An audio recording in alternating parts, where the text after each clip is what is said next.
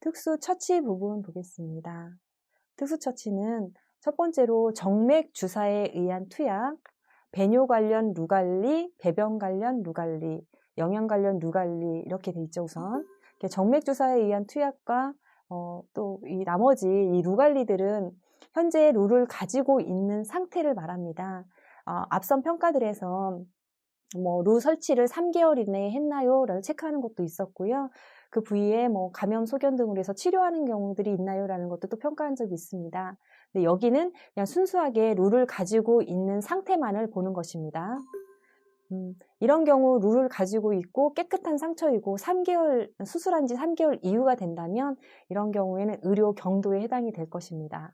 그리고 산소요법도 체크하고요. 하기도요법, 수혈, 인공호흡기, 그리고 중심정맥 영양 등, 그리고 이제 전문재활치료도 이렇게 평가할 수 있는 항목들이 지금 나와 있죠. 그래서 세부적으로 보겠습니다. 정맥 주사에 의한 투약은 주사제 투여 기준을 먼저 지켜야 됩니다. 그리고 기준 범위 내에서 당연히 투여하는데 이게 연속이든 간헐적이든 평가기간 7일 동안을 놓고 봤을 때 3일 이상은 정맥으로 주사를 해야 합니다. 그럼 여기서 단순한 영양물질이라든지 어떤 처치나 검사를 하기 위해서 일시적으로 투여되는 주사 이런 것들이 합이 총 3일이라는 게 아니라요. 이 주사제를 통해서 직접적인 어떤 급성기적인 문제의 상황들을 해결할 정도의 수준이라고 생각을 하시면 되겠습니다. 그렇다면 보통 감염 소견이 의심이 돼서 항생제를 투여한다든지 갑자기 혈압이 떨어지는 상황이 벌어서 혈압 강화제를 드린다든지 또는 전해질에 문제가 있어서 전해질을 수액에 믹스해서 투여하는 경우라든지 이런 경우에서는 정맥 내 주사로서 직접적인 어떤 치료 목적의 주사가 해당이 되겠습니다. 이런 경우에는 평가 대상이 됩니다.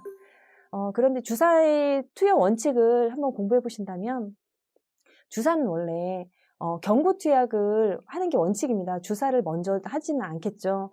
그래서 경구 투약을 했을 때 혹시 위장 장애가 있다면 이런 경우는 주사를 할 수도 있습니다. 그리고 어떤 문제의 소견이 있는데요. 경구 투여를 하게 되면 아무래도 그 약효를 내는데 조금 시간이 걸립니다. 그래서 조금 빨리 효과를 봐야 되는 소견이 있다면 그런 경우에도 먼저 주사제를 사용하셔도 됩니다. 그리고 응급 환자에서는 빨리 주사를 하시는 게 맞겠죠? 이런 원칙이 아니라면은 주사는 빨리 선택하는 항목은 아닙니다. 그래서 환자 상태에 따라서 의사분이 정확한 진단 하에 주사제를 사용한 경우에 해당이 되겠습니다. 그리고 각종 루들에 대해서 있는데요. 배뇨와 관련돼서는 루는 요로도 있을 수 있고요. 방광에다가도 루를 낼 수 있죠. 그리고 신장에다도 낼 수 있습니다. 이렇게 루를 가지고 있는 이 모든 경우에서 배뇨를 하기 위해서 나온 거라면 배뇨 관련 루에 체크를 하시면 되고요. 배변 관련 루는 하나죠. 그냥 콜론스토미에서 장루를 하는 경우입니다. 이런 경우는 보통 직장암 환자들한테 아니면 대장암 환자 이런 경우에서 루를 내서 계속 그 배변을 밖으로 빼내는 활동을 하시게 되죠. 그런 경우에 해당이 되겠습니다. 배변 관련 루 관리에 의무기록 차팅하는 방법을 보시겠습니다. 콜론스토미를 하고 있는 환자입니다. 이 환자를 우리가 간호할 때 사실 콜론스토미 상태가 부위가 깨끗하다면 사실 병원에서 많은 의학적인 처치를 필요하지는 않습니다. 그럼에도 불구하고 저희 입원 중인 환자라면 저희는 피부 상태를 항상 청결한지 유지 확인할 필요가 있습니다. 항상 깨끗한 상처가 언제까지 가지 않을 수도 있기 때문이죠. 그래서 중간에 감염이나 우징이 있다는 게 나타나면 다시 이런 경우에는 또 적극적인 드레싱 같은 경우도 하셔야 되고요. 환자 분류군도 경도가 아니라 다른 등급으로 또 달라질 수도 있습니다. 그래서 백이 바닥에 닿지 않는지 이런 부분들도 늘 간호감시로 필요하고요. 또 배설물이 옆으로 새면 우리가 배변 실금의 카운트가 되잖아요. 그렇기 때문에 실금이 되지 않는지 이런 부분들도 꼭 잘 챙겨서 의무기록 차팅하셔야 됩니다. 그리고 피부 보호막은 일주일에 한 번씩 교환하고 장루 주위에 피부 상태나 배변의 특성들도 확인할 수 있기 때문에 그런 내용들도 이렇게 자세하게 기록해 놓으시기 바라겠습니다. 이렇게 영양 관련 류는요. 이렇게 화면에서 보시는 것처럼 입으로도 할 수 있고 코로도 할 수 있고 또는 위로도 바로 가스트로스토미를 해서 할 수도 있습니다. 산소요법 보시겠습니다. 산소는 작성일을 기준으로 지난 14일간을 평가합니다. 우리가 그동안 평가표를 많은 양을 공부했죠. 근데 대부분이 관찰 기간을 포함해서 과거 7일을 평가합니다.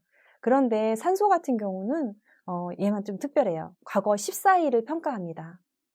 예전에 수열 같은 경우도 그랬죠. 과거 14일을 평가라고 했죠. 그래서 이렇게 두 가지는 했었는데 뒤에 보시겠지만 수열은 이번에 좀 빠지게 되어 있습니다. 그래서 기억하실 게 산소만 과거 14일을 평가한다라고 생각을 하시고요.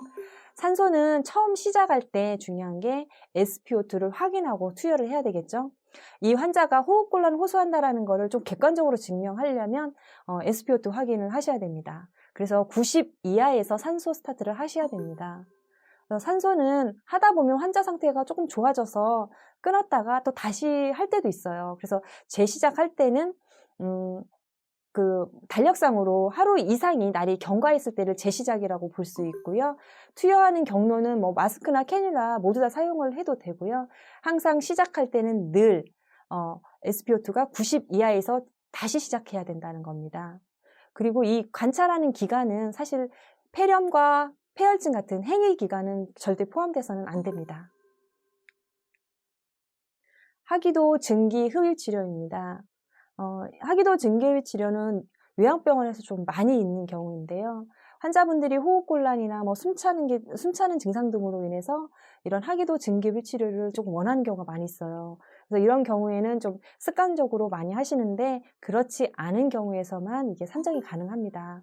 그래서 그런 경우에는 혹시 의사분이 환자 상태를 조금 면밀히 관찰해서 주기적으로 습관적으로 이런 증기흡입 치료를 하지 않도록 하시고요. 진짜 필요한 경우에는 급여 기준에 맞춰서 하셔야 되겠습니다. 하기도 증기흡입 치료는 환자 평가표를 작성하는 기간 중 단기간 혹시 사용한다면 이거는 별로 무의미하기 때문에 이런 경우는 평가에서 제외를 하시면 되고요. 복지부에서 이런 문제 때문에 고시를 했습니다. 네, 천식이나 COPD 같이 이런 환자에서는 급성 악화기, 왜냐하면 이 상태 자체가 만성이기 때문에 급성기에만 사용하시라는 거고요. 세기관지염은 어린 아이들에게 주로 있기 때문에 이 부분은 빼겠습니다. 이런 환자들한테 호흡곤란이 있어야 되고요. 고시를 자세하게 보시면 이 흡입치료는 일단 병명이 맞아야 됩니다. 저희가 전에 학습에서 배웠듯이 질병진단 항목을 보시면 이번에 추가된 게 그 치매 있었죠. 그리고 천식이나 COPD가 거기에 추가됐었잖아요. 그래서 이 항목이 체크가 돼야지 이 하기도 증기흡입 치료랑 매칭이 되겠죠. 그래서 병명 체크를 먼저 하신 걸 확인하시고 그 다음에 하기도 증기흡입 치료를 할 때는 SpO2도 확인이 돼야 되고요. 그 다음에 산소의 용량도 확인할 수 있습니다. 그래서 이런 문제들에 의해서 호흡곤란이 왔다라는 거에 대한 뒷받침이 되는 거죠. 그래서 이런 하기도 증기흡입 치료 오더가 났다라고 하는 경우에는 좀 인정받기가 쉽습니다. 그런데 그렇다 하더라도 이게 하염없이 되지는 또 않습니다. 그래서 급성기일 때 주로 이런 처치를 하시고요. 입원 환자의 경우에는 이제 가끔 폐렴이나 폐혈증이 걸렸을 때 거의 와상에 가깝기 때문에 객단 배출이 굉장히 곤란합니다. 이런 경우에는 저희가 산정해서 청구하더라도 행위별일 때 또 인정이 되는 경우가 있습니다. 그래서 그런 기간은 적극적으로 활용을 하시고요. 노인 환자에서 보통 만성으로 많이 사용을 하시기 때문에 사실 천식 지속 상태에서는 1일 6회 하더라도 인정한다고 되어 있는데 수회를 하더라도 이거는 하루에 한 번씩 정도만 산정하신다면 그 정도 선에서는 거의 인정 가능하다고 볼 수 있겠습니다. 그래서 폐렴이나 폐혈증 행위별 청구할 때는 그런 기준에 의해서 청구해 보시면 좋을 것 같습니다. 그 외에도 펜타마이드 제제 같은 경우에는 별도의 급여 기준이 있는데요. 혹시 이런 약제를 사용한다든지 한다면 이런 급여 기준을 참고해서 보시면 좋을 것 같습니다. 그래서 네뷸라이저 요법을 할 때는 3, 4주마다 300mg을 이용하라는 용법도 이렇게 나와 있네요. 이런 기준은 한번 보시면 좋을 것 같습니다. COPD 환자가 있는데요. 이 환자한테 하기도 증기흡입 치료를 치료했던 사례를 한번 보시겠습니다. 간호 기록에 이 환자는 산소 2리터를 하고 계십니다. 그런데 호흡곤란을 또 호소하시고요. 그걸로 인해서 얼굴이 창백해 보입니다. 그래서 바이탈을 한번 측정해 봤더니 환자의 나머지 바이탈은 약간 혈압은 정상이시고요. 다른 문제도 그닥 없는 것 같죠. 근데 좀 호흡수가 좀 많아졌네요. 그리고 SpO2를 확인해 봤더니 90%입니다. 이런 경우에는 좀 많이 떨어져 있어요. 그래서 호흡곤란이 있기 때문에 산소 공급이 원활하지 않다는 거죠. 그래서 주치의한테 이 상태를 보고를 했겠죠. 그리고 상태 확인을 했습니다. 주치의가 벤토린 네뷸라이저를 8시간마다 이걸 투여를 해라라고 한 거죠. 이런 경우에서는 환자의 관리가 초기에 잘 확인이 됐고, 그리고 적절한 산소라든지 SpO2 이런 것들이 다 잘 확인된 케이스죠. 그렇게 해서 오더 난 대로 시행을 했고, 네뷸라이저는 하루에 3번씩 일주일간 처방이 더 낫습니다. 그래서 장기간 이어지지 않은 케이스죠. 그래서 기준대로 급성기에 단기간 필요할 때만 사용했다라는 거죠. 그래서 이런 경우는 청구하시면 아주 잘 인정받을 수 있는 케이스입니다. 네, 흡인인데요. 흡인은 입이나 코, 기관, 절개관 등을 통해서 이제 가래를 빼내는 행위죠. 그런데 상기도를 통하거나 기관지 내 분비물을 배출시키는 이런 행위가 맞는데, 단순히 입안이나 코를 통해서 고여있는 침 등을 빼낸다면 이 행위는 여기에 해당되지 않습니다. 이번에 평가표가 좀 변경되면서 흡인은 여전히 평가는 합니다. 그렇지만 예전에 흡인 때문에 등급이 나왔던 거에서 흡인은 제외됐습니다. 왜냐하면 지금 제외사항에서 단순히 구강 내, 비강 내에 흡인하는 경우는 제외한다겠죠. 이 부분이 흡인에 평가되는 항목도 있었고, 어차피 여기에 기관절개관을 가지고 있는 환자가 트라키알까지 깊게 흡인을 한다면 이런 케이스 환자는 보통 흡인 이외에도 트라키오스토미와 관련된 관리를 한다는 차원에서 그거보다는 이렇게 기관절개관의 관리에 더 맞다라는 거죠. 그래서 중복적이라는 거죠. 그래서 흡인이란 항목은 체크는 할 수 있으나 이것으로 인해서 평가는 빠질 것입니다. 그러면 기관절개관을 가지고 있는 환자는 저희가 보통 그 부위에 드레싱을 할 거고요. 기관절개관을 삽입하는 기구의 종류에 따라서 캐뉼라 세정도 할 거고, 그 주변에 기관절개관을 삽입한 부분에 대해서는 교환도 할 수 있습니다. 그래서 드레싱까지 모두 포함한 거에서 어떠한 거든지 일주일간 놓고 봤을 때 실행했다면 여기에 체크하시면 되겠습니다. 그러다 보니까 굳이 석션을 트라하는 환자한테는 할 필요가 없겠죠. 평가 항목에서요. 네, 단지 평가는 체크를 하시되 등급은 안 나온다라고 기억을 하시면 되겠습니다. 수혈입니다. 수혈은 환자 평가표에서는 지금 여기 평가도로 되어 있죠. 그런데 이걸로 인해서 등급이 나오진 않습니다. 수혈은 지금 별도 항목으로 바뀌었습니다. 예전에 왜 치매약제가 요양병원 수가 이외에 별도로 산정되었던 것처럼 이 수혈 항목이 별도 항목으로 빠졌고요. 치매약제는 그냥 장기요양 수가에 포함되어 있습니다. 이렇게 조금 바뀌었습니다. 그럼에도 불구하고 이 환자평가표에는 수혈이라는 항목이 여전히 남아있기 때문에 평가 기준을 보도록 하겠습니다.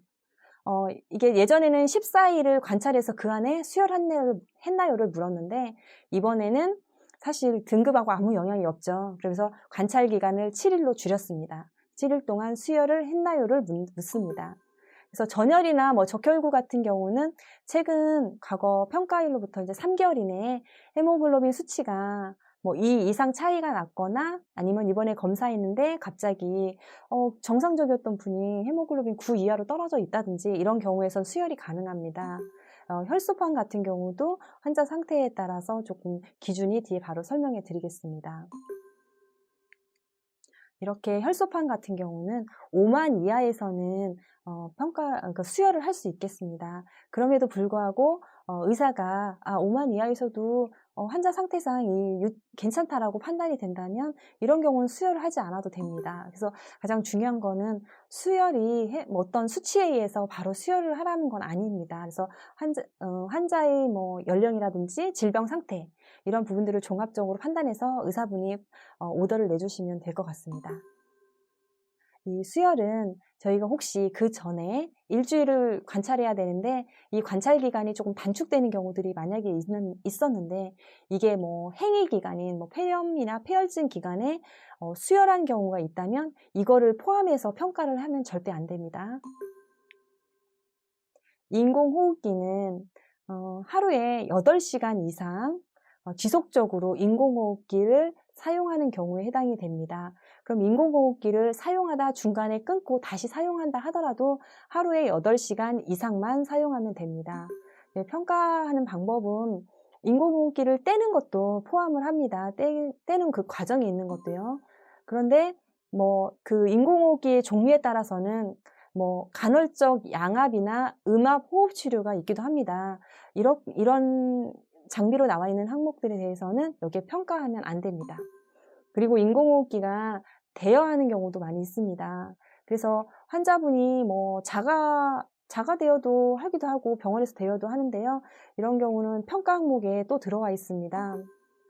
평가에서 인공호흡기를 본인 것인지 병원용 것인지 체크하는 항목이 있는데요. 좀 주의해야 될 게 둘 다 대여는 가능한데요. 공단으로부터 대여와 관련돼서 또 요양비를 받는 경우들이 있어요. 이런 경우는 자가일 경우에는 평가할 때 다 빼두시는 게 좋을 것 같고요. 그냥 자가 비용을 내서 스스로 사가지고 와서 가져온 경우 이런 경우에는 평가하셔도 됩니다. 인공호흡기 같은 경우는 관리가 굉장히 중요합니다. 또한 산소도 병원에서 들어가고요. 그렇기 때문에 병원에서 장비가 없어서 또는 대수가 부족하기 때문에 일시적으로 대여해서 사용하더라도 이런 경우는 관리가 더 큰 항목이기 때문에 체크하셔도 가능합니다. 중심정맥 영양은 말초정맥이 아니라 뭐 센트럴 카테터를 통해서 정맥 영양에 고단위 영양 수액제가 들어가는 경우에 해당이 되겠죠. 그래서 일반 수액제를 C라인을 통해 들어간다 이런 경우는 해당이 되지 않습니다. 그런 경우는 말초 정맥 영양으로 보시면 되겠죠. 그와 관련돼서 이렇게 정맥 영양을 하는 사례들이 있습니다. 이런 내용들은 한번 선생님들이 쭉 읽어보시기 바라겠습니다.